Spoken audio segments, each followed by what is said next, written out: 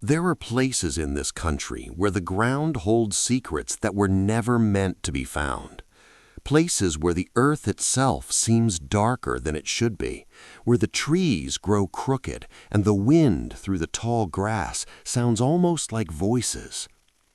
One such place sits in the flatlands of southern Tennessee, near a bend in the Hatchie River that locals once called Gray Water Crossing. Today, it is just empty land, a rusted fence post, a depression in the soil that floods every spring. But in the autumn of 1851, a wagon driver named Elias Pruitt stumbled upon that land and discovered something buried beneath an ordinary farmhouse that would haunt every person who heard about it for the rest of their lives. 53 children. The youngest is no older than 5. The oldest is perhaps 17. They were found in the underground chambers beneath the property of a woman named Maren Aldrich. They were malnourished, many were sick, some could not speak, and when the first deputy finally coaxed a word from one of the older boys, the name that came out of the child's cracked lips was not a mother's name or a father's name. It was the name of a woman the entire county had believed to be one of its most generous citizens. The records of Harlan County, Tennessee, what few remain, describe the initial discovery in language that was measured and careful, the way men write when they are trying to hold themselves together. But the deputy who first descended into those chambers, a man named Orville Tate, wrote a private letter to his brother in Memphis 3 days after the event. That letter, preserved in a private family collection and later donated to a regional historical archive, contains a single sentence that is almost impossible to read without feeling the air leave your lungs. He wrote, "I have seen the battlefield, and I have seen the cholera ward, and nothing in God's creation prepared me for what I found beneath that woman's floor." To understand how something like this could happen, you have to understand the world that made it possible. The Tennessee of 1851 was a place defined by distance. Communities were spread thin across river valleys and hill country. Mail traveled slowly, strangers traveled frequently. The roads were muddy half the year and dust-choked the other half. There was no telegraph line connecting most small settlements to the wider world. News arrived on horseback or not at all. Gray Water Crossing was a farming community of perhaps 60 families. They grew cotton along the river bottom. They kept hogs and raised corn on the ridges. There was a Baptist church with a bell that could be heard 2 miles away on a clear morning. There was a mill, a blacksmith, and a general store run by a man named Esbon Curry, who also served as the informal postmaster and, when needed, the informal judge of minor disputes. It was a community that trusted itself, that trusted the people it knew, and that trust, so natural and so reasonable in such a place, became the very thing that allowed evil to flourish unnoticed for nearly 15 years. The Aldrich property sat at the edge of the community, where the cleared farmland gave way to a thick belt of sweet gum and sycamore along the river. The house itself was nothing remarkable. 2 stories, whitewashed, with a wide porch that faced the road. There were chickens in the yard, a kitchen garden behind the house, a large oak tree near the well that cast a deep shadow in the afternoon. To anyone passing by, it was simply a farm. A quiet farm, perhaps, quieter than most, but nothing that would cause a traveler to slow their horse or a neighbor to feel unease. Maren Aldrich had come to Gray Water Crossing in the spring of 1836. She arrived alone, which was unusual. She said her husband had died of fever on the road from Kentucky, and that she was using the last of his estate to purchase land and start again. The community accepted this story without much question. Widows were not uncommon. Hardship was not uncommon, and Maren carried herself with a dignity and a quietness that communicated grief without ever demanding sympathy. Within her first year, she had attended church regularly, contributed fabric to the quilting society, and donated flour to 2 families who had suffered poor harvests. Within 3 years, she was regarded as one of the more respected women in the county. It was in her 3rd year at Graywater Crossing that the children first appeared, or rather that the community first became aware of them. Marin explained to her neighbors that she had agreed to take in orphaned children from a church charity in Nashville. The organization, she said, worked to find temporary homes for children whose parents had died of disease or poverty. The children would stay with her while more permanent arrangements were made with relatives or other families. This was the kind of charitable work that a devout community admired. Several of the church women told each other that Marin Aldrich was a blessing in disguise, a woman sent by Providence to fill the empty spaces left by grief. Over the years, the occasional glimpse of a child near the Aldrich property confirmed what Marin had described. A face at the window, a small figure carrying water from the well. Children who never came to church, who never appeared at the mill or the store, who never played with the other children of Graywater Crossing. Marin always had a ready explanation. The children were shy. They were recovering from illness. They were still grieving. They needed time and peace before they could rejoin the world. And the community, which knew grief and respected the privacy of healing, accepted these explanations with the gentle nodding of people who believe they already understand. Esben Curry, who kept the general store, later told investigators that he had sold Marin Aldrich more salt pork and cornmeal than any other customer he had. He had noticed the quantities were large for a single woman, but she had always mentioned the children. She had always been cheerful about it, said something about hungry mouths needing feeding, and he had smiled and wrapped her purchases and thought nothing more about it. He also recalled that she bought medicine in amounts that seemed large: camphor, quinine, laudanum. She explained that orphaned children often arrived carrying sickness from the poorhouses they came from, and that she had learned to keep a well-stocked medicine chest out of necessity. Curry told investigators that it had all made perfect sense at the time. He said those words quietly, staring at the floor of the courthouse. It had all made perfect sense at the time. The traveling preacher who served the Graywater Crossing congregation, a man named Reverend Cyrus Blount, visited the Aldrich property twice during the years of Marin's operation. He prayed with her in her parlor. He accepted her donations to the church fund. He later remembered that he had offered to hold a small service for the children, to give them some spiritual comfort given all they had endured. Marin had thanked him warmly and declined, explaining that the children had suffered terribly and that any gathering of strangers caused them great distress. Reverend Blount had left the property feeling moved by her compassion. He told this to the court with his head bowed.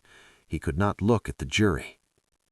There was a physician who made rounds through the county, a doctor named Halbert Voss, who had been called to the Aldrich farm on perhaps 4 occasions over the years. Each time he was told that one of the children had taken a bad fever and needed medicine. Each time Marin described the symptoms with a detail and accuracy that impressed him. She knew more about treating childhood illness than most farm wives he had encountered. She never let him see the children directly. She said they were too frightened of strangers, that a man they didn't know entering their room would cause them to become violent with fear, and that she had found it kinder to simply relay the symptoms and follow his instructions. Dr. Voss, who was a busy man with a large territory to cover, had found this arrangement convenient, if slightly unusual. He had given her what she asked for. He had driven away and moved on to his next call. He would later describe his role in the investigation with the flat, emptied voice of a man who has spent many sleepless nights with a fact he cannot undo. The discovery that would crack open Marin Aldrich's carefully constructed world began not with any single dramatic event, but with an accumulation of small moments that finally reached a point where they could no longer be explained away. The summer of 1851 had been dry and still, the kind of summer where sound carries farther than usual across open land. A farmer named Jonas Pruitt, whose property bordered the Aldrich land on the eastern side, had been out before dawn checking his fences when he heard something that made him stop walking. It was the sound of crying. Not the ordinary crying of a child who had scraped a knee or been frightened by a dream. It was the sound of many voices, muffled and low, coming from beneath the ground itself.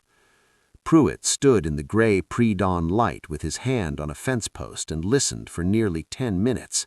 Then he walked home and told his wife. His wife told him to report it to someone. He did not yet, but the sound stayed with him, rising in his chest every time the farm went quiet. 3 weeks later, a young woman named Della Foss, who was traveling alone from Memphis to visit her sister in a town further east, stopped at the Aldrich farm to ask for water. Maren Aldrich gave it to her, spoke kindly with her on the porch, and sent her on her way. Della Foss would write in her diary that evening that the farm had struck her as strange, that she had heard, or thought she had heard, a sound coming from beneath the porch floorboards, a faint and rhythmic knocking, as though something or someone were striking wood from below.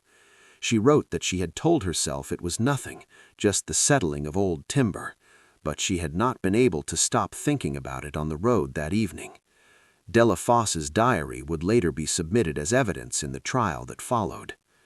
The moment that could not be explained away came on the 3rd of September, 1851.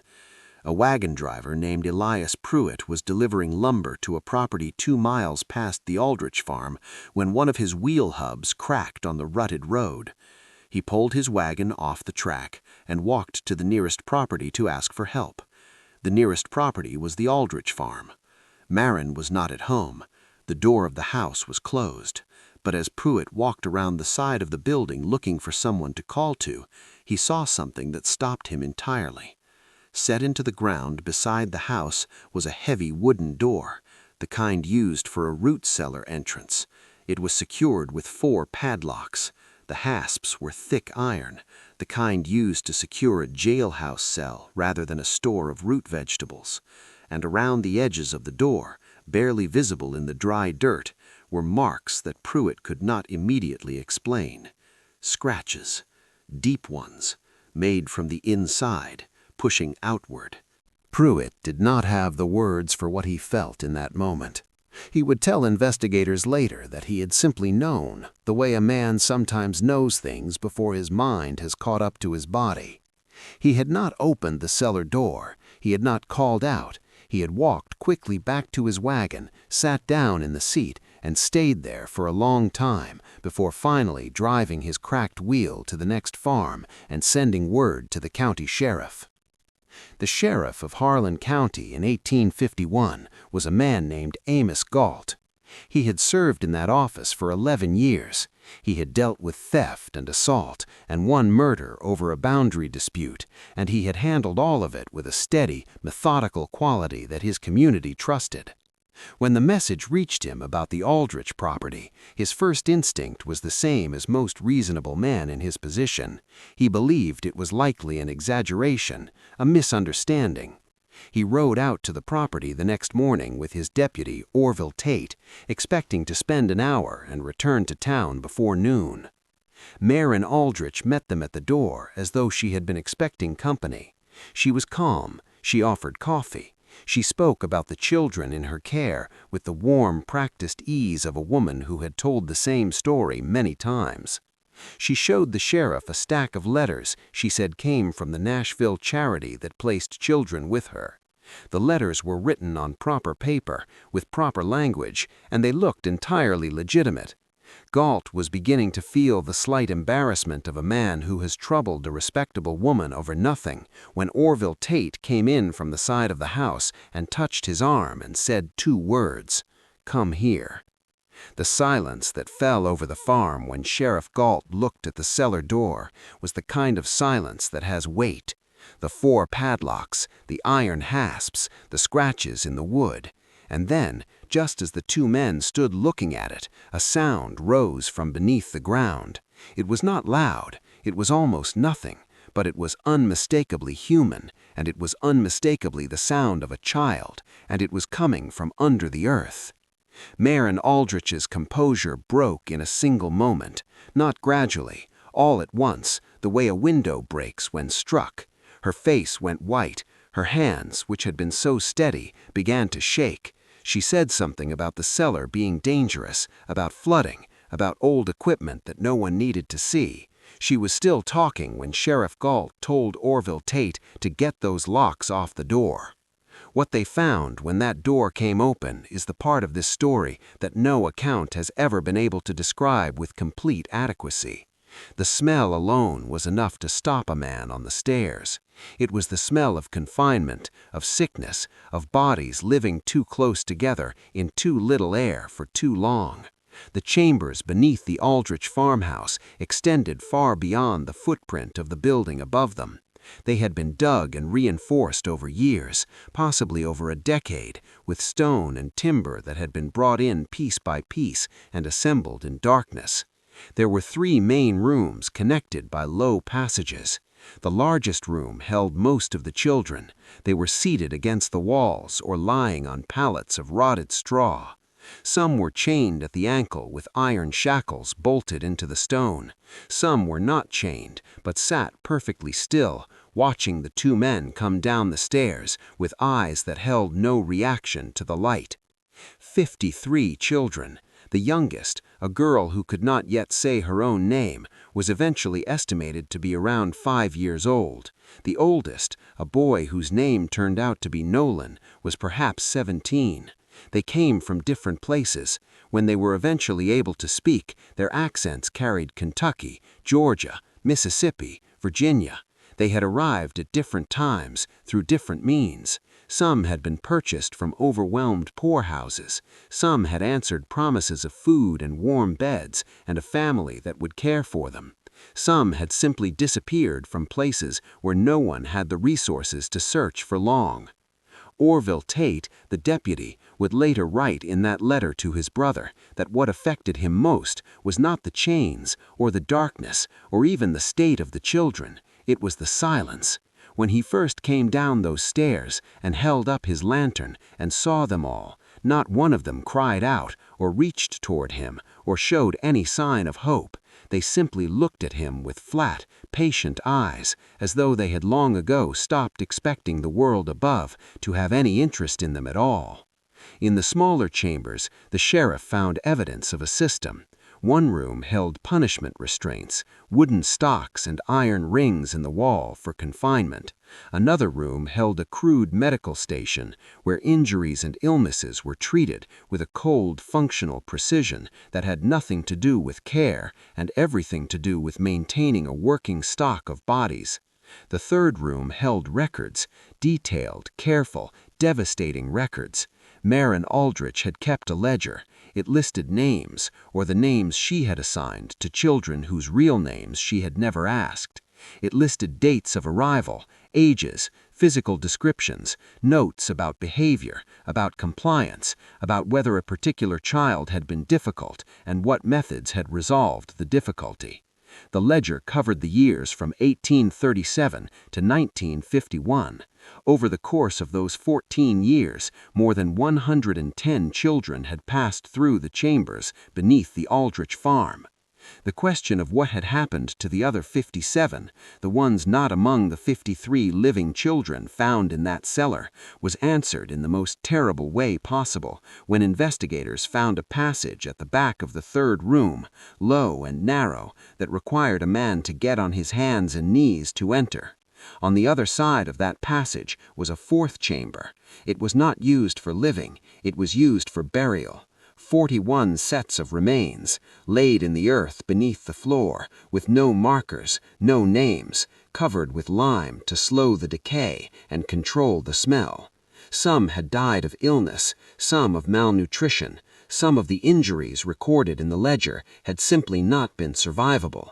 A few showed evidence of violence that the official reports described only in the most compressed, clinical language, as though the writers had agreed to not look at it directly. The investigation that followed the initial discovery would consume the better part of 2 years and involve law enforcement officers from 5 different states.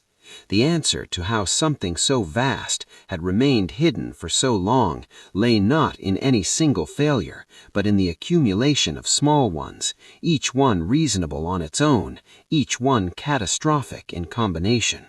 Maren Aldrich had understood, with an intuition that was as precise as it was cold, exactly what a rural community in 1851 needed to believe in order to not ask questions.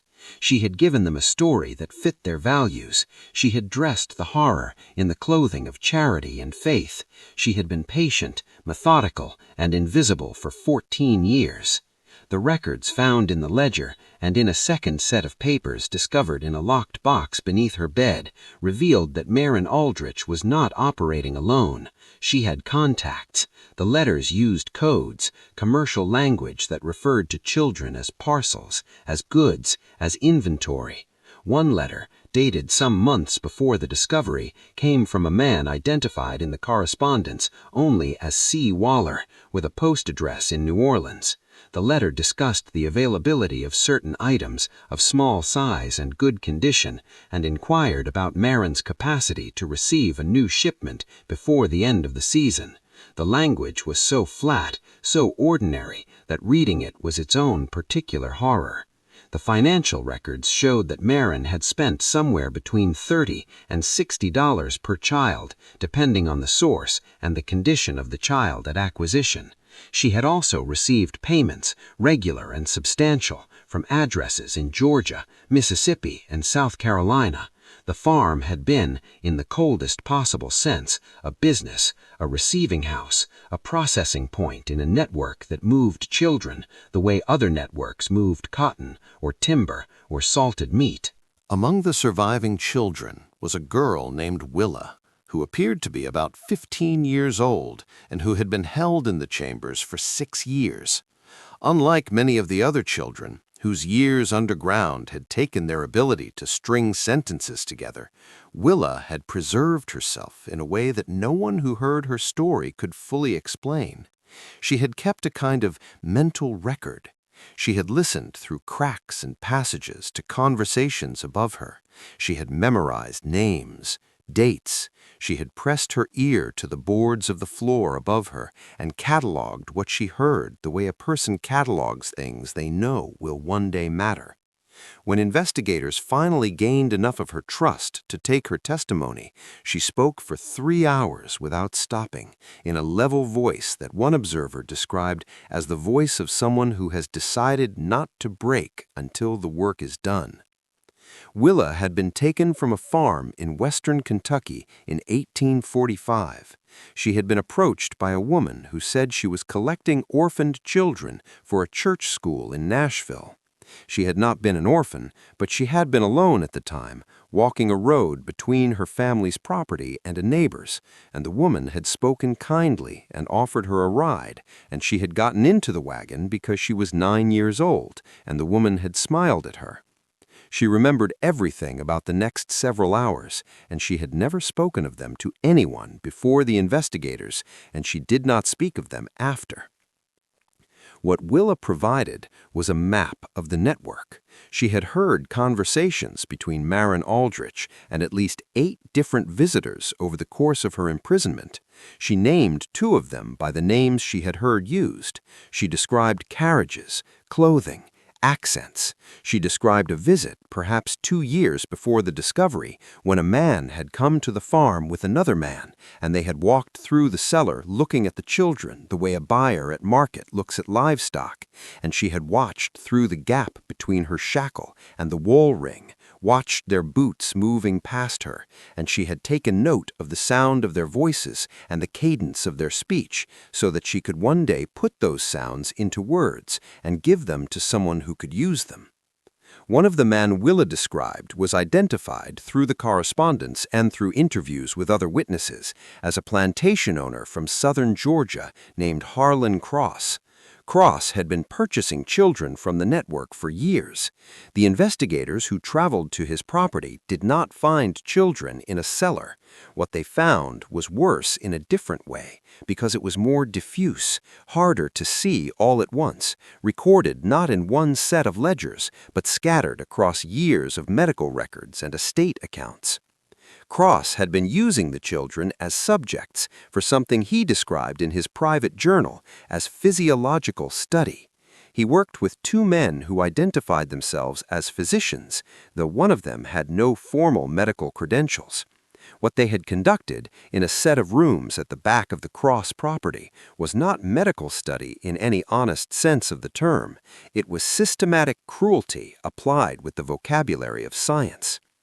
The journal of Harlan Cross, entered into evidence at his trial, is one of the most disturbing documents in the judicial record of the antebellum South.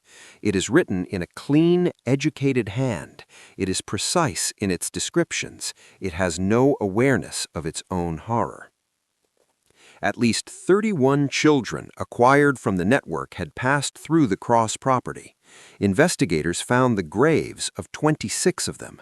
The remaining 5 were traced to other buyers and other locations, and their fates formed separate threads of the investigation that ran for years after the initial prosecutions. The full exposure of the network came because of a man named Thomas Mott, who had worked for Harlan Cross for nearly 8 years as a property manager.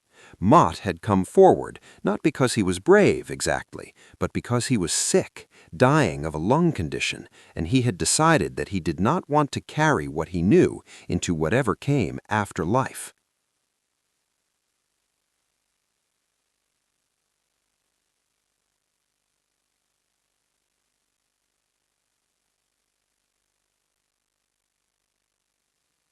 He appeared at the office of a federal marshal in Nashville in late 1852 and laid on the desk a packet of letters and copies of financial records he had kept hidden at his own property for 4 years. He said he had told himself for a long time that what happened on the Cross estate was not his business. He said he had convinced himself of this successfully for a long time. He said he was no longer able to do so. His testimony before a federal grand jury lasted 2 days. He died of his lung condition 7 weeks after it concluded. The raids that followed Mott's testimony were coordinated across 3 states and involved federal marshals working alongside local officers in a way that was, for 1852, genuinely unprecedented. The logistics alone were extraordinary. The secrecy required was nearly impossible to maintain, given the political connections of many of the people involved. But Sheriff Amos Galt, who had by now been brought into the federal investigation as a key figure, pushed the coordinating marshal to move fast before word could spread and evidence could disappear. Galt had seen what was in that cellar. He was not a patient man about this. The raids rescued more than 90 additional children from 6 different locations. They resulted in the arrest of 14 people, including Harlan Cross, both of the men who had assisted him with his experiments, and a state assemblyman from Georgia who had been one of the network's regular customers for years. They also produced a mountain of physical evidence, financial records, correspondence, and the testimony of multiple surviving witnesses that documented the full scope of a trafficking operation that had been running in one form or another since the early 1830s. Marin Aldrich had been arrested on the day of the initial discovery and held in the Harlan County Jail. She did not speak much during the months between her arrest and her trial. She was cooperative in a narrow sense, answering direct questions with minimal words, but she offered nothing voluntarily and showed nothing that any observer described as remorse. The county physician who examined her wrote in his report that she appeared to be a woman of sound mind and full awareness of her situation. He noted that she ate well, slept regularly, and read the Bible each morning. He noted that she asked him, at the end of one of his visits, whether he thought the children were being properly cared for now. He wrote that he could not determine from her expression whether this question came from guilt or from something he was not able to name. Marin Aldrich died in her cell 11 months after her arrest, 6 weeks before her trial was scheduled to begin. The official cause of death was given as heart failure. The circumstances generated significant suspicion among investigators who had documented the political connections of several of the network's members and who knew that Marin Aldrich possessed knowledge that certain powerful men would not want brought into a courtroom. Whether her death was natural or not was never definitively established. She took to her grave whatever she knew about the full extent of the network, about the names that never appeared in any letter, about the buyers who had covered their tracks too carefully for investigators to follow. Her death did not stop the investigation, but it changed it. It closed a door that could not be opened again. The trials that followed Mott's testimony were long and complicated. They stretched across multiple jurisdictions. They involved legal arguments about the limits of federal authority that had never been tested before in American courts. Several defendants used their wealth and their connections to introduce procedural delays, to disqualify evidence, to intimidate witnesses. One witness recanted his testimony entirely after his house burned to the ground. Another witness, a 14-year-old boy named Emmett, who had survived the Cross property, disappeared from the protective care of the church family he had been placed with and was never found. What happened to Emmett was never determined. His absence hung over the investigation like weather.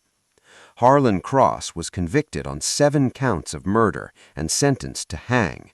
His attorneys appealed for nearly 3 years. He died in his prison cell in 1855 before the appeals were resolved. The cause was given as fever. Harlan Cross's private journal, which had been entered into evidence at his trial, was later sealed by order of the court at the request of parties whose identities were not made public. A partial transcript exists in a historical archive in Nashville. Researchers who have examined it describe it in similar terms. They tend to be quiet for some time afterward. The 2 men who had conducted the medical experiments with Cross were convicted and sentenced to long prison terms. One of them served 12 years and was released. The other died in prison of a fever in his 3rd year of incarceration. The medical college that had given one of them his credentials faced a scandal that nearly destroyed it.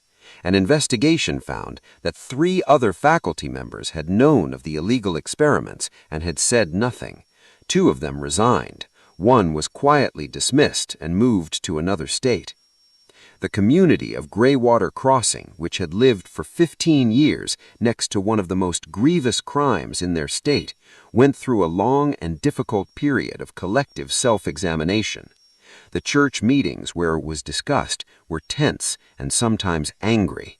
People who had done nothing wrong felt implicated by their proximity, by their acceptance of easy explanations, by the small moments when something had seemed slightly off and they had looked away. Jonas Pruitt, the farmer who had heard the crying before dawn and not reported it immediately, never recovered from the weight of those 3 weeks. He moved his family to Alabama in 1853. He never returned. Esben Curry, the storekeeper, testified at the trial about his sales to Marin Aldrich, and his testimony was thorough and honest and cost him nothing legally. But he told his daughter years later that he thought about those flour sacks every single day. He thought about putting them in the wagon for her. He thought about the children who had eaten from them, how many of them had been cold and sick and frightened while he counted his coins and thanked her for her business. He said he did not know what a man was supposed to do with that. His daughter said she did not know either. Reverend Cyrus Blount, who had prayed in Marin Aldrich's parlor while 53 children were chained beneath the floor, resigned from his pulpit in 1853. He wrote a short statement to his congregation that was published in the county newspaper. He said that he had failed in the most fundamental duty of a shepherd, which was to notice when the wolves wore the clothing of the flock. He moved to a small community in eastern Tennessee and spent his remaining years working with a Methodist mission that assisted orphaned children. He was reported to be a very quiet man. Dr. Halbert Voss continued his medical practice, but became, after the trial, one of the most vocal advocates in the state for legal protections for children in institutional care. He testified before the Tennessee legislature and before a committee of the United States Congress about what he had seen and about his own failure to see it sooner. He was precise and unsparing about his own role. He said that he had allowed convenience to override conscience and that he had no excuse for it. His advocacy contributed directly to the passage of the first Tennessee statutes governing oversight of orphanages and the placement of children with private guardians, laws that were among the earliest child protection statutes in American history. The 53 children found in the Aldrich cellar required months of medical care before most of them were well enough to leave the makeshift facility that had been set up in the Graywater Crossing Church. Several had tuberculosis. Several had other respiratory conditions from years of breathing damp underground air. All were malnourished. Several never spoke again, or spoke only in limited ways, living the remainder of their lives in a kind of damaged quiet that those around them learned to treat with gentleness and patience. Others recovered more fully, though recovery was a word that everyone involved used carefully. You do not recover from something like that in the way you recover from a fever. You simply learn to carry it differently over time. Willa, the girl whose testimony had opened the network to investigation, was placed with a Quaker family in Ohio after the trial. She was given a room of her own, which she found difficult at first after years of crowded underground darkness. She was given time and quiet, and people who asked nothing of her except that she stay. She took to reading with a ferocity that her new family found both wonderful and faintly heartbreaking, as though she were trying to fill the years that had been taken from her all at once. She never spoke publicly about her experiences after the trial testimony. She married at 22, had 3 children of her own, and lived to 68. Her family said that she was a kind woman who did not sleep well and who kept the lamp burning at night in whatever room she was in. They said she was the kind of person who always knew where all the doors were. The Aldrich property was seized by the state. For years, no one would buy it. The farmhouse stood empty, its windows broken, its porch slowly collapsing, a building that everyone in the county took wide routes to avoid. It was finally demolished in 1862, its timber sold for scrap, and its stone foundation left exposed to the weather. The chambers beneath were filled with dirt and sealed with concrete, an action which struck some observers as insufficient and others as the only possible response to something too dark to leave open to the sky. A small monument was eventually placed on the site in 1871, 20 years after the discovery. It was a modest thing, a flat stone with a simple inscription. It did not list names because most names were not known. It said only that children had suffered and died on this ground, and that they would not be forgotten, and that those who passed by owed them the acknowledgement of a moment's stopping. Most people who saw it did stop, briefly, before continuing on their way.